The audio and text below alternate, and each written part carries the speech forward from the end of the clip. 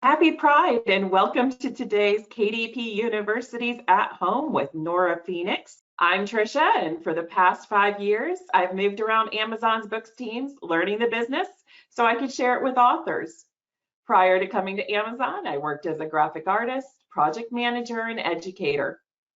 Currently, I'm privileged to work on the KDP University team, helping authors use the KDP website to make the most of their author journey. But enough about me, we're here to learn all about Nora. Nora Phoenix is a best-selling author of male-on-male romance, and at the age of 43, she finally realized her lifelong dream of becoming a romance author. Since her debut in 2017, she's written well over 40 books, and her books have been translated into various languages. Aside from writing, traveling's her passion. Nora is a proud single mom to an amazing teenager who's her biggest joy. Nora always takes time out of her busy schedule to connect with her followers on social media and also has a website to help others make it as indie authors. Welcome, Nora.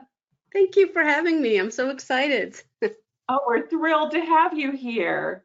Thank Appreciate you being here. All right, let me switch a couple things around and get started. So let's start out by finding out how you got into publishing. I'm one of those people who started writing as a child. I remember when I was maybe 9 or 10, I actually made my own magazine that I would copy paste and hand out to family and friends. And I wanted to be a journalist, a reporter. And then when I was a teenager, I discovered romance novels, and that was a whole new world. And I started writing stories. I still have them. They're super cute on a typewriter or by hand. And I think that's when the dream started. Is I want to be a writer. Like I want to write romances, but you know, life happens as it tends to do.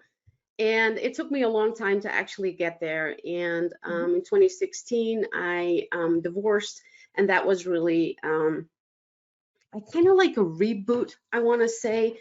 And it was a moment where I realized if I don't do it now, if I don't follow my dream to become an author now, it's not going to happen ever. My ex-husband, luckily, is super supportive, and he made it possible for me to focus on writing for the first year. And in October 2017, I realized my dream. I became a romance author and released my first book. Congratulations. Congratulations. Now, let's talk about the genre that you primarily write in. What's your preferred genre? I write male-male romance, sometimes referred to as gay romance, which is not entirely correct, but you know, kind of like an umbrella term. Right. I think over the years, I've written a lot of different things, nonfiction, but also YA young adult. I've written male-female romance. But when I, a few years ago, discovered romance as a reader, I really connected with it. A lot of the stories resonated with me as I was still in a journey of self-discovery myself, and that really struck me, and I connected with the stories emotionally, and I was like, okay, this is what I want to write. And I love the diversity in those romances. I love the dynamics, which are very different than in male-female romance. And I love the self-discovery. You know, it's Pride Month, so it's a great opportunity to, you know, shed a light on this. But the self-discovery, I'm a proud member of the LGBT plus community, the queer community, and I love seeing that my stories resonate with readers. I get, you know, messages and emails from readers. I have an older reader, gentleman from Georgia who emails me every week just to let me know what book he's read and what he loved. And that brings such joy, just to know that my stories are bringing joy to readers, but also resonating with them. Yeah. Right. I'm sorry, I'm tearing up a little bit. I love hearing this. I mean, I think a few years ago, we wouldn't have been able to have this conversation the way we are. And I love the fact that we are. Yes. And it just makes me so happy. Yeah, but What it's also, are, I think mhm, KDP makes it possible because one of the biggest problems I think in traditional publishing is the gatekeeping, is that the fact yeah, that editors and publishers decide what to publish, and it keeps mhm, out a lot of marginalized voices, a lot of authors of color, a lot of queer voices. But there's a market for these stories, and I love mhm. that by self-publishing, we get to tell them the way we want to, and we're not forced into what a publisher feels the market wants. And that's what I love about self-publishing. Mhm. That's amazing. Thank you for that. So what are some of the amazing, you talked about the fact that you can publish, self-publish, and you don't have somebody, gatekeeping or editing your voice. What are some of the other benefits that you found through publishing in this genre? Um, I've been traditionally published in nonfiction, and aside from the fact that I didn't make any money, other than a very small advantage, I didn't like the lack of control. I'm a control Mhm, freak. I love that by self-publishing, you get to control everything. You can pick a cover model, you can decide what story to tell, you can decide if your book needs to be shorter or longer. You're not, limited to a certain word count. Um, mhm, the content of the story, but also how you market it. I'm a rapid releaser. So far, on average, I've released once every month. In traditional publishing, obviously that's out of the question. You can't. I mean, I'm a huge Nora Roberts fan, and she's mhm, prolific, but I think she releases like 4 books a year, and that's it. mhm, So what I love about self-publishing is that you have the power to do it the way you want. And some authors release 2, 3 books a year and are super happy and successful with that. I love the rapid releasing. I'm a fast writer. It's the freedom. It's just mhm. saying, okay, this is how I want to do it, and I get to do it. So yeah, it really fits me. So how do you, I mean, rapid release once a month, that's an amazing pace. How do you keep it up? Um, I'm a fast writer. So let's start with that. I also use dictation partially because I started, getting issues with my wrists. So you just have to be Mhm, careful and take good care of your body. But I recently did a course that was focused on discovering your personality as a writer, and it really affirmed for me that I have a specific way of writing that really fits the rapid release, and it also fits dictating. I think mhm. out loud. I tend to think while I talk, so dictation comes very natural to me. So it's a great way, and it's much faster than typing. So on a good day, if I am focused and I've prepared, um, I can hit 8,000 words in a day. And I think my record is 17,000 words, which I cannot do every day, just to be clear. Like, that's insane. But I have done it. And if I prepare the story well, I can hit high word counts. So the writing itself is not so much the challenge. It's everything around it, the marketing, and that's where you have to have a system and you have to build that platform for sure, and that costs time. Yeah. Right. So I know that we're going to get this question. What kind of software do you use for your dictation? I use Dragon. Mhm, There's a lot of different ways to use it. I know a lot of people use it to dictate and then have it transcribed. I dictate straight into my computer because I do need to see what I'm writing. And I use Scrivener. So I'm a mhm. diehard a Mac fan, but for the dictation, you have to use a Windows because Dragon for Mac is not good. So I have a dedicated Windows laptop purely for dictation, and as soon as I've dictated it and it's written, I copy paste it to Scrivener, and I fix all the weird typos because there's quite a few. Gotcha. So there's lots of editing on the back end of that. There's lots of editing also because obviously English isn't my first language. I'm from the Netherlands originally. My native language is Dutch. So I tend to slightly mispronounce words. It's Mhm, not super heavy, but it's enough for Dragon to switch vowels or make it into a different word. There's a few that are very stubborn. And by now I know. So I just, search for them and I'm like, okay, that's a word I really need to check because I know I mispronounce it and, but hey, it still works. I think the accuracy I have is between 90 and 95%, and that's Oh, for me, wow. it's good enough. Yeah. Oh, that's amazing. Yeah.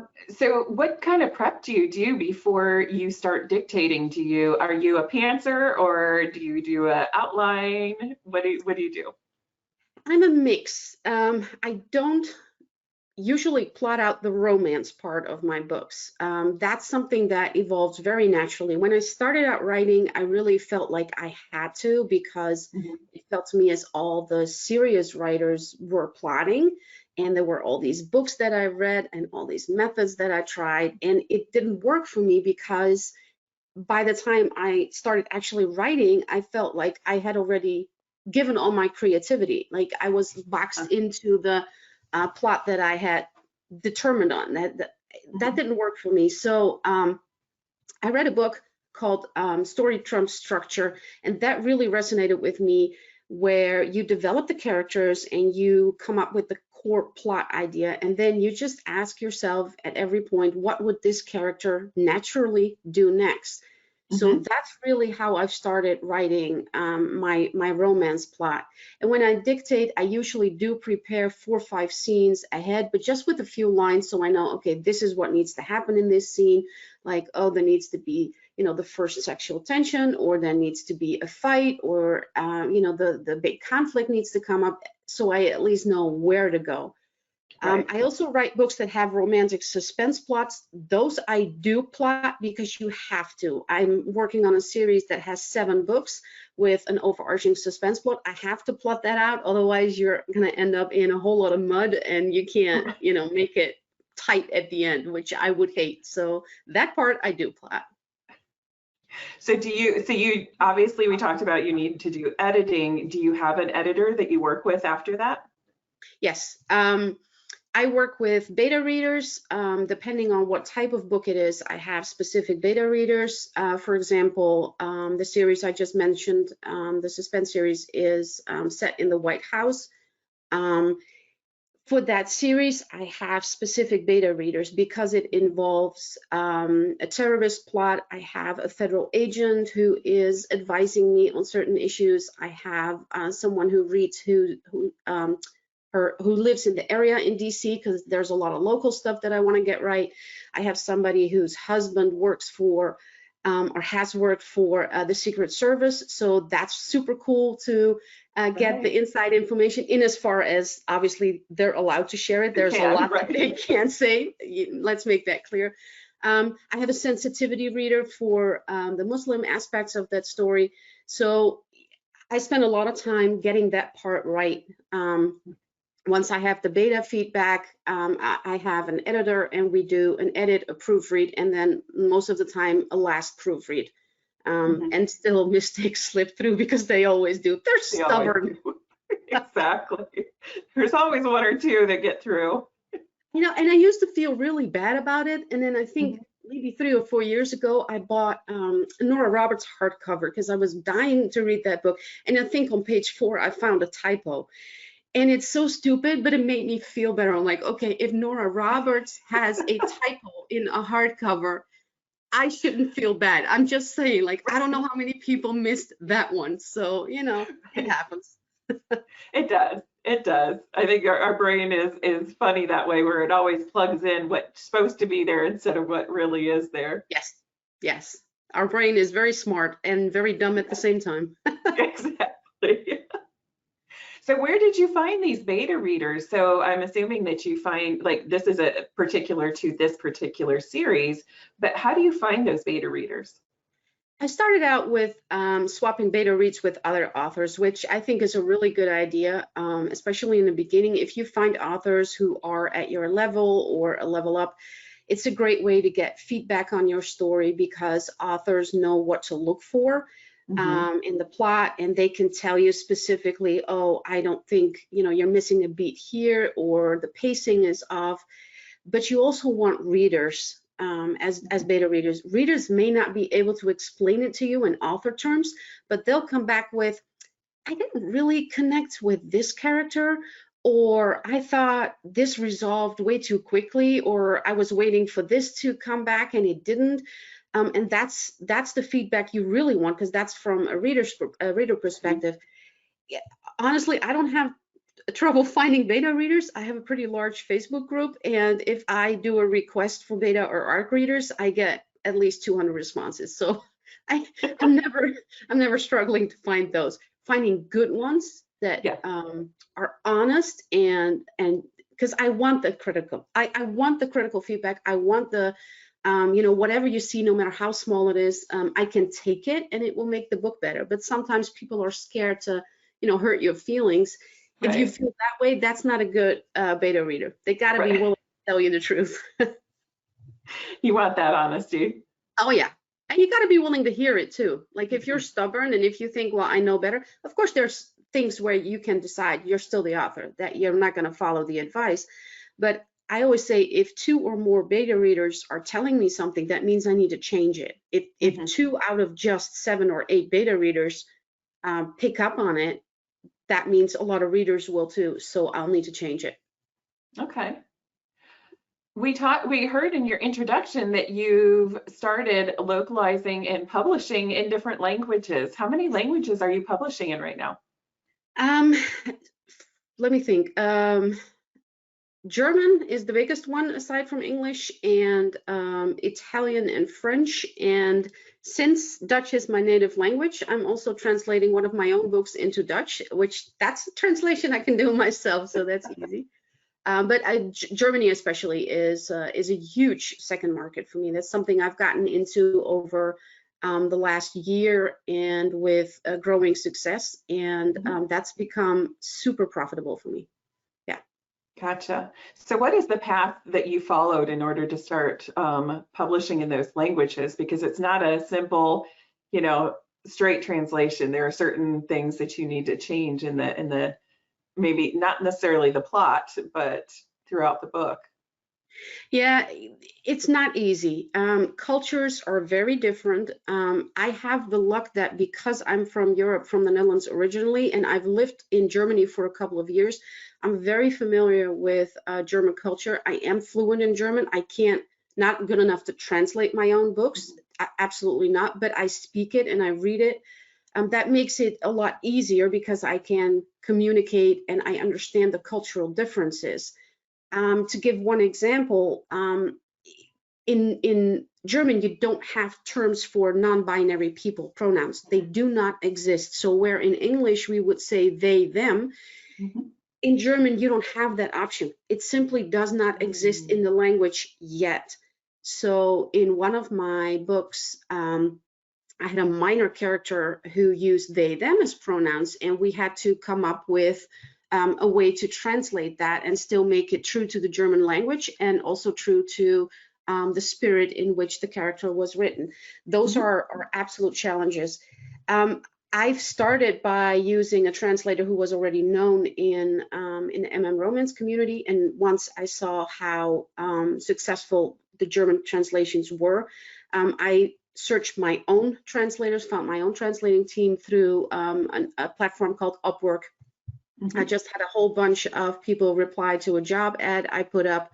I had what I thought the best do a test translation, so you just have them translate one chapter, so you can test and see if what their translation is like. And especially with MM romance, it's a very specific genre where you have the possibility for some painful translation mistakes. It's sensitive language. You got to be careful there. But by now, I found a great team in several languages. I'm self-publishing my French translations now. I'm going into Italian, so I'm really excited to branch out into different languages. And who knows what's next? Well, congratulations with that. Do you do audiobooks or just paperback and ebook? Okay. I'm into audiobooks. Really early on, started those. I'm not an audio person myself, and that makes it hard sometimes. I can't listen to audiobooks. I check my own and listen to certain passages just because I want to get a feel for how the narrator does it. but Mhm. I don't have the patience for it. It's too slow. I'm such a fast reader when I Right. read in a book. I can't do the audiobooks. But it's a great market, and I Mhm. love providing another platform for my readers to enjoy my book. For a lot of readers, it is their preferred method of reading, either because of a commute, or they listen to it while doing something else, or because they're visually impaired. Mhm. So I love offering that option as well for those who are into it, and it's definitely a big market. Yes. So what's your most successful format? Is it the paperback, the ebook, or the audiobook? Ebook and KU. Yeah. My biggest share of income comes from Kindle Unlimited by far. Yeah. You get those binge readers like me where I'll grab an entire Oh series yeah. and just blow through it in a couple days. Well, I love KU as both as an author and as a reader because there are a lot of readers who can't afford to buy all the books that they would want to read. Yeah. And especially now that indie publishing has gone so big, our books are not always available in libraries. Mhm. So KU is, for a lot of readers, the only way they can afford to read as much as they do. And our genre is primarily consist of binge readers. We have a lot of people who read up of 3, 4, 5 books a week. So KU is just perfect for them. I love it. And as a reader too, I read a lot in KU. Good.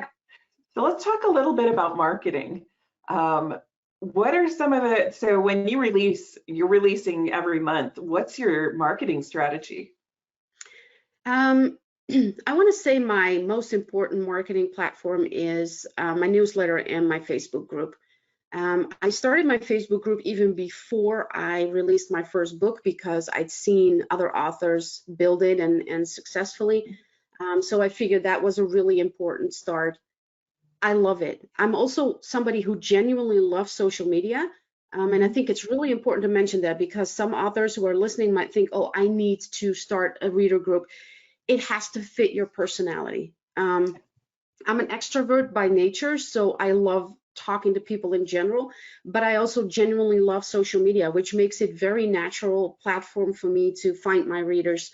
My reader group on Facebook is, I want to say 4,500. I'm not entirely sure. I think I'm inching toward 5,000, but somewhere in that vicinity. I Mhm. post multiple posts a day with teasers, with announcements, with I have other authors do takeovers in my group. So a lot of interaction with the readers. My group is super, super active, which is important for Facebook's algorithms. Right. But that has made it a really important marketing tool. I have a Facebook page, but we all know those get a lot less engagement. So the Facebook group for me is really important. My newsletter, I've grown to 13,000, I think, give or take. That is important, but it's much Mhm. harder because you don't have that interaction with the reader. Right. I try to talk to them as you would to a friend and keep it very informal. I share, some tidbits about my personal life, some pictures from my garden, but it's not the same interaction that you can have on social media. I very much believe in relational marketing is that you sell people the relationship with you as much as the book, if not more. And for that, social media work very well for me. So for a new release, I would do a cover review on my website and then post it in my Facebook group. I share teasers ahead of time. I announce the release date or the pre-order, and then you keep talking about the book. You do a spoiler post. You do some giveaways. I do run ads both on Amazon and occasionally on Facebook, but they're Mhm. not my major marketing strategy. Our genre is small relatively, Mhm. so ads are just on Facebook. The targeting is really hard, and on Amazon, for me it's hit and miss. I've had really Mhm. successful Amazon ads. I've had ads where you're like, it's hard to find the right audience for this one, but Right. I think my marketing is primarily building those relationships with readers. Instagram, I'm super active on Twitter. I have a Patreon, so I have a lot of different platforms that readers can find me and hang out with Mhm. me. And I think that for me, that's working really well. Good. I think Patreon's a new one. We don't often talk about Patreon.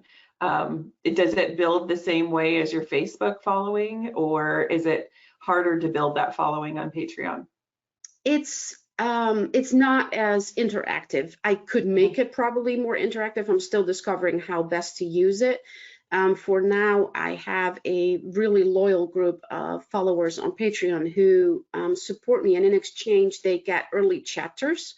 So, for example, every Monday, Wednesday, and Friday, they'll get a chapter of whatever book I'm writing so they can read the raw version, which is also hilarious because dictation fails tend to slip through. And we've had some really funny, like, oh, yeah, no, I did not mean to say that. Oops. But also they get the book before it goes up on Amazon, obviously because I'm limited to KU, but before it's up on Amazon, my Patreon supporters get the book for free as a thank you for supporting me. And that's been a great way because it's a steady income for me. They're subscribed, so I have that money. But I also think a lot of readers like it. You know, they have a different kind of access to me. It's a little more exclusive. They have some perks. Some readers have the paperback option, so they buy whatever paperback I have released new, and I often include some swag. So it's a fun. I think I can build it bigger than I have so far, but I'm happy with how it's going. Yeah. Good, good. Yeah, I mean, who doesn't want to see the outtakes of something before they get it? Exactly. I think that's amazing. That's a genius idea. I think it's fabulous. All right. We've got a lot of questions coming in, so let's start taking a few of those questions. Okay, I think we just talked about that. So we have a question. How do you find editors? This author is working on female novellas, and her normal editor is uncomfortable with editing. My advice would be to look at other FF romances on Amazon and see who they list in their copyright page as their editor. 9 out of 10 times, if you Google that name on either just on Google or on social media on Facebook, you'll be able to find them, and you can approach them and say, I discovered your name, you edited this author's book, would you be willing to edit this book? I've found that a great way to find editors willing to edit a specific subgenre. And I think building that, I think you mentioned it earlier, but building that community of authors that you interact with and you speak with, that's a fantastic way of building your resources. Yes, because 9 out of 10 times, if I need something, I will go to other authors and say, hi, how have you done this? Do you know somebody who could? Even for beta readers, sometimes I'll go, okay, I would love to have a sensitivity reader for this specific issue, and another author will say, oh, I used so-and-so and she was really good. Those recommendations are the best. Let's talk a little bit about that. I think this is the first time we've brought this up here, but a reader that's attuned to sensitivity issues and can help with those. Can you talk a little bit about that? I think in my genre, there's a lot of sensitivity issues potentially, and it's something that you need to be very aware of. And I understand that for people who don't read the genre, they may not have a clear idea, but one very clear example is the way we talk about somebody being tested for sexual transmitted diseases.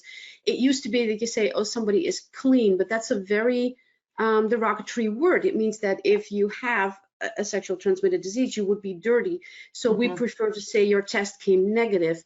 That is a classic example of a sensitivity issue in our genre that we've learned, and that you want somebody to look for if you unintentionally say something hurtful.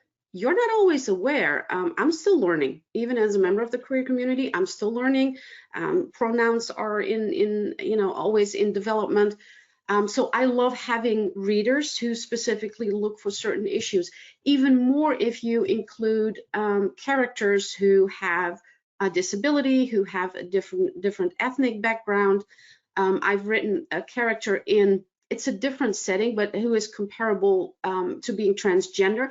I had a transgender friend read it because I wanted to make sure I captured that feeling of identifying as a different gender than, you know, the sex that you were born with, that I captured that accurately. And that was important. And I got some great feedback, even on one line, like, this line made me uncomfortable. Like, can you reword that? That is so valuable. And I think it's so important for authors to take that step and make sure that when you write something like that, that you get it right, that you that you use the right words. Words matter. Exactly. It's not enough to just want to be inclusive. You've got to take that extra step. Yeah, and I think we all make mistakes, and I think how you respond to when somebody points that out is also really important. I've made mistakes, and I had a reader message me like, I just read this in your book and I can't believe you would say that. And I'm like, can you explain? And then they explain it, and I'm like, wow, I never thought of that. Let me change that. And for me, even more, because obviously I'm not American, so sometimes American cultural references I'm not familiar with. So somebody points them out, I'll change them. And I think that's crucial, is how you respond. You apologize, you say, that's an honest mistake, let me fix it, and you move on. Yeah. Right. Because none of us are going to be perfect. No. So Sherry wants to know how you found your following. I think when you're writing in some of the smaller genres, that can be a challenge. It sure is. I want to say that you have to find out where your readers hang out. My genre is super popular on Facebook, super active on Facebook. So that's where my first readers, where I found them.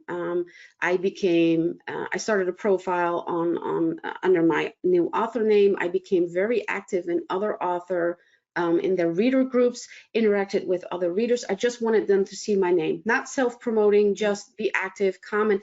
And I was genuinely enthusiastic about the books. Like, you don't have to, make it up. But if I loved an author's book, I would go to their group and say, man, I just read this book. This is fantastic. Y'all should read this. But that's also a way how you connect with other authors. And to me, that part proved to be absolutely crucial, is the networking with other authors, because once you do that genuinely, they're willing to help you, and they're willing to help you promote your books. I've had, when I started out, a few authors who said, oh, you can come in my group and share your new release. Some of them talked about my book in their groups or in their newsletter. That was a huge boost. When I started my Facebook group, some authors said, oh, Nora has started a group, you should join. And I had like 300 people join in the first week, just off of the help of other authors. That part is crucial. But again, caveat, it's easier for me. I'm extroverted. I don't have social anxiety. I understand when people say I can't do it. I understand. For me, it comes natural. So that part, yes, it's easy for me. Yeah. For me, I'm going to shock everybody. I'm an introvert. I'm a painful introvert. So when you're talking about going onto these social media sites and interacting, that would be challenging for me. Yeah. So I totally respect that. But I think, to your point, this is working for you, and there's lots of other opportunities, and you just have to find the one that works for who you are and your personality as you're building your brand. Yes, and I think obviously I'm focusing a little on social media, but a newsletter, if you're introverted, might be easier for you, because you don't have to interact. If you can be yourself in a way in a newsletter and share stories and talk the way that you talk to a friend, that could be a great way. But also, don't underestimate the Amazon algorithm. Like, if you understand how that algorithm works and what you need to do to get Amazon to promote your books, to rank, that's the part where research comes in. I researched the crap out of everything before I released my first book. I took 10 months. So 10 months of writing and researching, and I made a list. I'm a list person. List upon checklist. Like, I had my whole walls covered in checklists.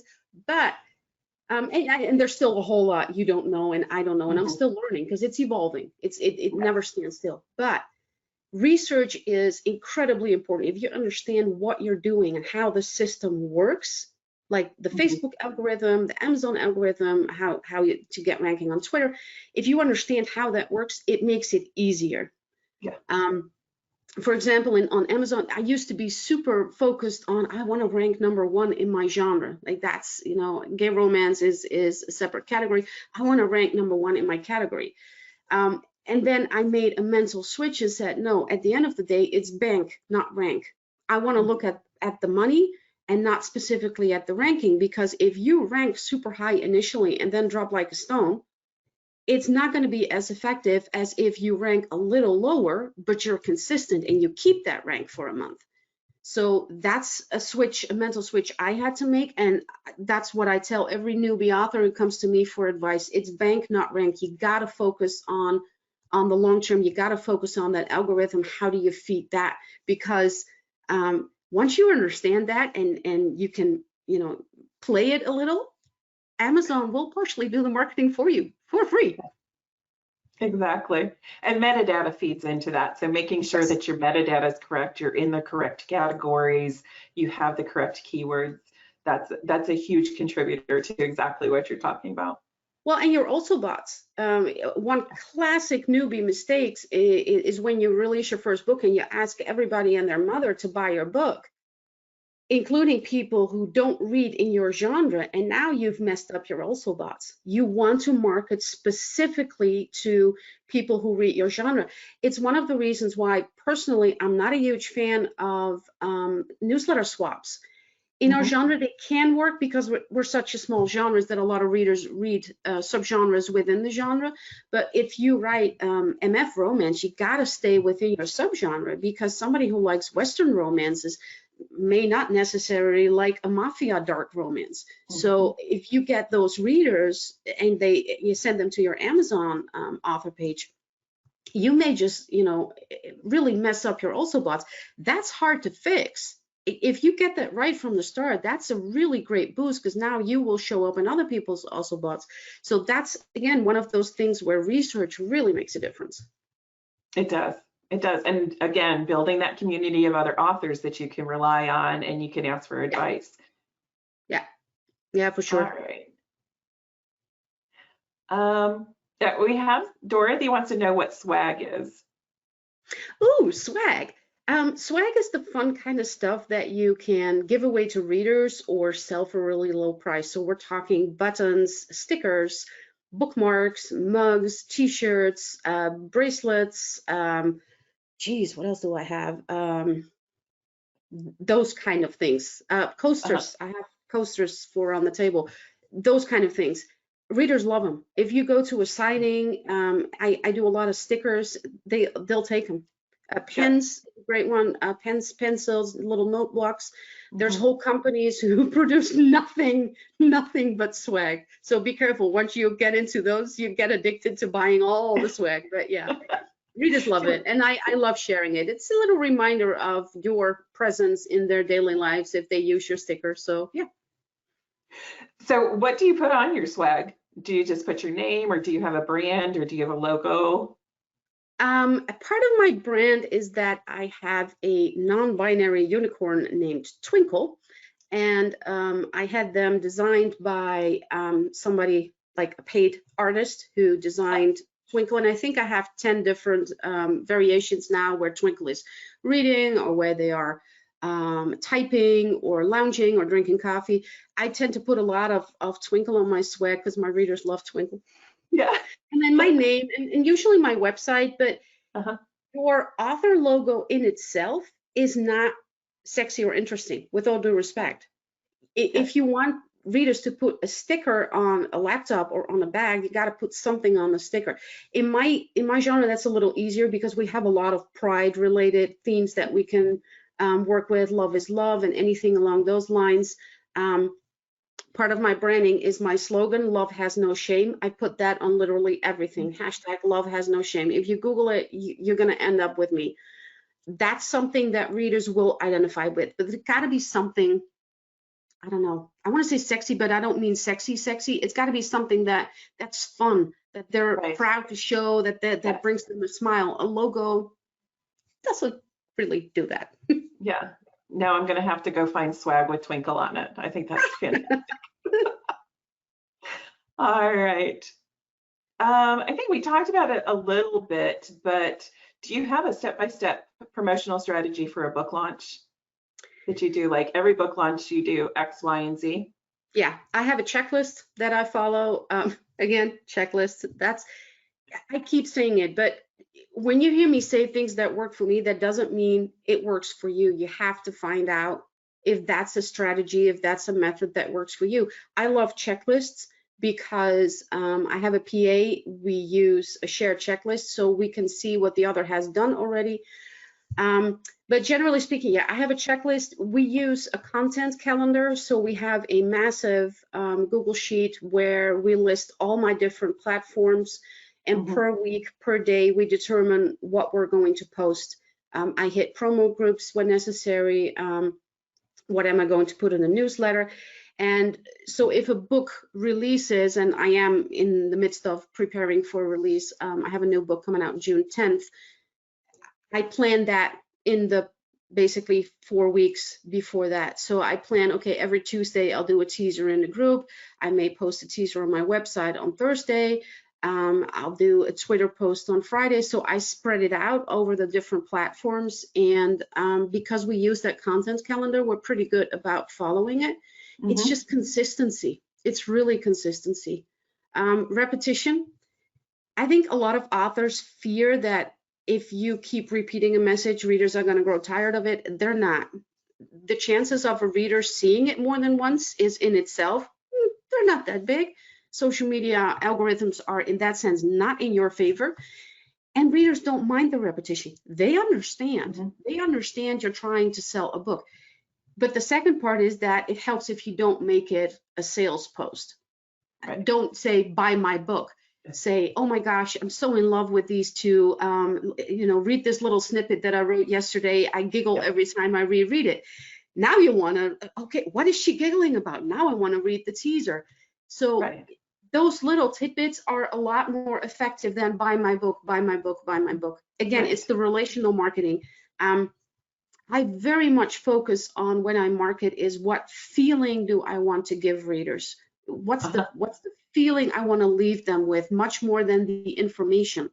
Do I want them to know when my book comes out and what the buy link is?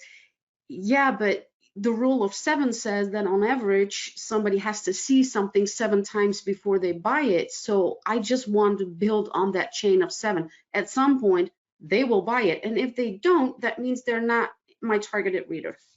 Right. And I think with social media, branding for authors changed, right? It wasn't about the books anymore. It's about that author, and the author is more of the brand than any of the titles. Yes. Yeah, and I think that's what relational marketing is to me, is I'm branding myself. I was going to say I'm selling myself, but that sounds very wrong. But I'm branding myself. Connotation. Yeah, like, oops, I just did a Julia Roberts Pretty Woman there. But you're presenting yourself, and you're part of your brand. And I have that connection with readers. I do, obviously, because of COVID, we haven't done anything over the last year, but I love doing live signings because I get to meet readers and hang out with readers. They love that. They have pictures with me, they'll post it. It's just, I don't know, it becomes an experience more than just a book, and that's what I'm going for. Right. So Brenna's saying that she'd like to hear a little bit more about how you overcame your fear. She's a late starter and she's having a bit of a hard time getting started. Yeah, that was really hard for me. What held me back, the single biggest reason why I didn't publish my romance before I was 43 was fear. I had a huge fear of failing. I had a huge fear of not being good enough, especially because English is not my first language, but I do write in English. I had that to overcome.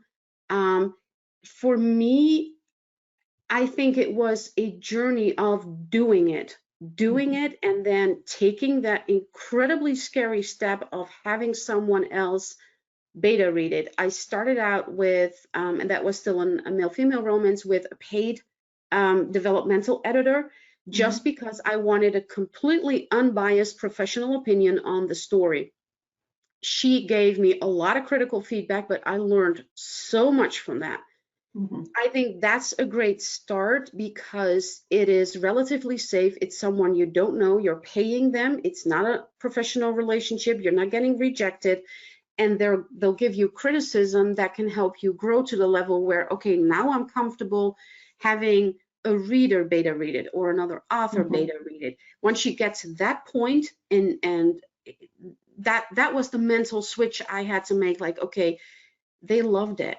Like, I Mhm. sent my first story out to a couple of authors who offered to beta read it, and I got a message back from one of them like, oh my God, I'm so in love. I love these. That was, okay, I can do this. Yeah. And I still have, I read my first books now, and of course I see things that I could have done better because I've grown. I've been writing Right. books for almost, well, actually, I'm in my 5th year of writing. So of course you're growing, of course you're learning, but you also have to make the jump. You have Uh-huh. to make the jump to publish. If you wait until you feel you're good enough, it's never going to happen. No, I think as a creative, that space never happens. You have to No. take that leap of faith and just put it out there. Yeah, we all have that same problem, is that, that imposter syndrome that always feels like we're not good enough. And it's, to me, it really was that step. Get the opinion of a paid professional. And once they said, you have the talent, these are areas that you need to work on, I'm like, okay, I can do this. And then the next step is finding beta readers. And once they say, oh, this is a good story, why don't you focus on this? Now you have a story that you can actually, feel confident about publishing. Yeah. Right. Oh, do you want to share the name of your Facebook group? Yes, Nora's Nook. So everyone's Nora's welcome. Nook. Nora's Nook. And if just an extension, an invitation to other authors, you are more than welcome to join if you want to see how I do it.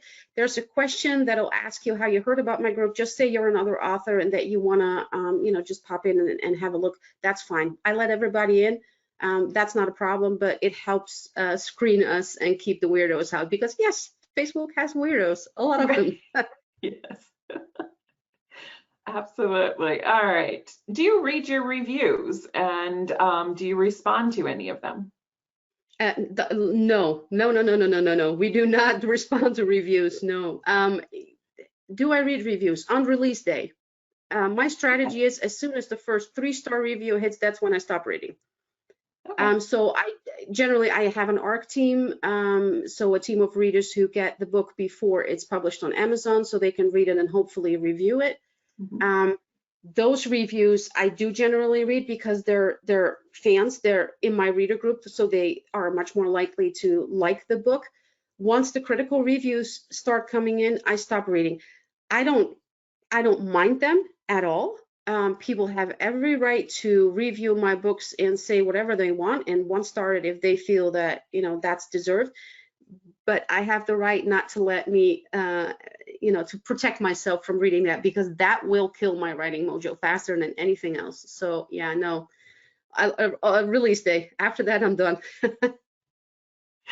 And don't go on Goodreads. I don't read Goodreads reviews. I No, don't do it. no. Okay. Oh, no. Gotcha. I think this is a follow-up question. Um, how do you deal with negative feedback? Because sometimes we fail to touch somebody's heart. And I think that you just touched on that really well. I think what I will do is, because I do look at my review score without reading the individual reviews, if I see a lot of lower reviews pop up, I will ask my PA or somebody else to read through the reviews and Mhm. see if they can see a common theme. I've had books where readers picked up on something, and that's something for me to to learn and to grow. But I still can't read all the reviews. If my PA reads them and said, well, 10 reviews mentioned that they couldn't connect with this character emotionally, that's valuable feedback for me without me having to read all the individual reviews. So that's a great way of taking the constructive criticism and feedback and learning from it without exposing yourself to Mhm. the The emotions that heartache. reviews can bring. Exactly. Exactly. And having somebody else read it to find those themes, and it may be that you're in the wrong space, right? You're in the wrong genre, or you're using the wrong keywords, and so the wrong audience is buying your book. So that's a great way of being able to get that feedback without going through the heartache that sometimes Yes. as creatives, it's just because it's a part of you, right?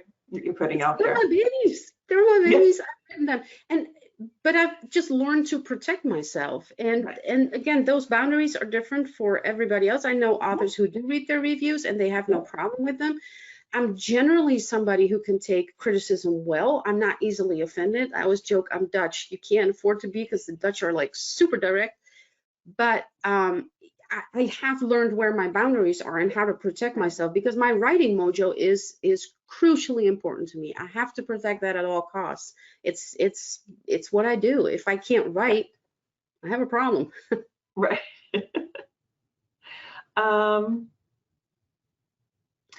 David wants to know, in the beginning, did you have a challenge getting readers to review your book? You know, what did you do? I started an ARC team right off the bat. I had found an author who I had become good friends with, whose audience was very similar to mine. Her books were quite similar. So with her permission, I did a request in her group for ARC readers. And I think my initial ARC team had 50 readers on it. Because, and again, this is specifically for my genre, because we're such a small genre, there's a lot of personal interaction between the authors and the readers. We tend to know each other. So I think our review percentage is higher, just because I think readers understand. But even on ARC teams, generally speaking, if people are on my ARC team, I want to say 90% of them leaves a review, if not more. Okay. So getting that ARC team is crucial, and you have to cultivate it. Like, can you criticize people for not leaving a review? No, but you are allowed to not have them on an ARC team, or if they don't systematically don't like your books, well, clearly they shouldn't be on your ARC team. Right. That's your team. You are allowed to make sure you have a team who loves your books. Right, right.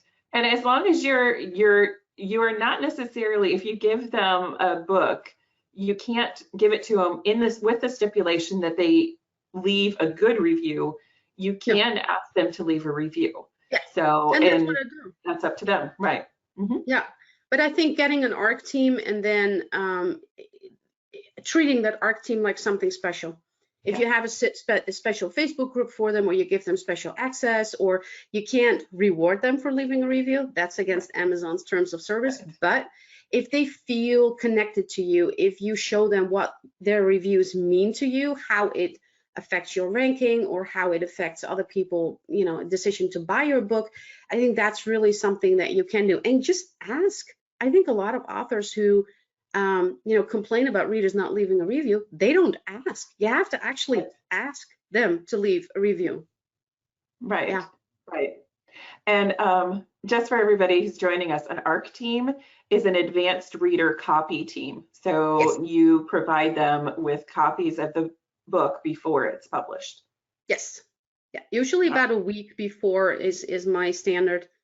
So when I send the book out to my patrons, and by the way, that is sort of an ARC team for me as well, because they get the book a week before it's live on Amazon. My first reviews are often from my Patreon team, and because they pay for Patreon, they are my fans. So my first reviews, my first wave will mostly be positive reviews, with, that's a good thing.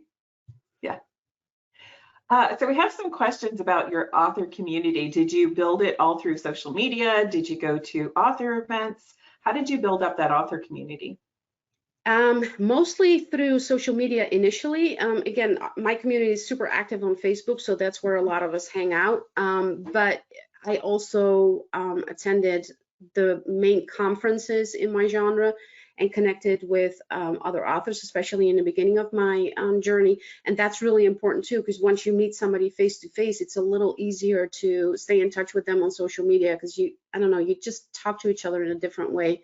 But you also have to build your own group. We have found a smaller group of authors within our genre, and we've become good friends, but just mainly super supportive of each other. We meet twice a year, and that's crucial. But those small groups, you have to deliberately gather some authors around you that you connect with, that you have a personal click with, that doesn't happen as much organically. That's really something I found that you have to search for and do intentionally. But once you have that, man, that's worth gold. Yeah, absolutely. Do you design your covers? No, I don't. I have a cover designer. I use multiple cover designers. I have a slight addiction to pre-made covers that we won't talk about. If I see one, I have to buy it. No, I have a lot of pre-made covers I haven't used. So I don't have one cover designer. I use whatever fits the cover or the story or whatever strikes my fancy. Gotcha. All right. Well, we are actually out of time, which is amazing because this is, I say this every week. The hour just flies by. It's amazing. But I wanted to give you an opportunity to share your contact information again. So if you want to go ahead and share out your Facebook, Instagram, your Patreon, everything, go for it. So the easiest way to find me is www.noraphoenix.com, where you can find everything about my books. I'm active on Facebook, Nora Phoenix, and my Facebook group is Nora's Nook, and you can find all the links to my other social media there as well. But those are the main ways to find me.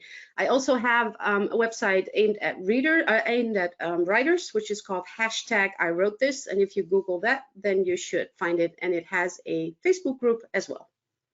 Perfect. All right. Well, thank you so very much for joining us today. I learned a lot and had a great time. Thank you. It was my pleasure. And Sherry just beat me to it, but as always, happy publishing, everyone.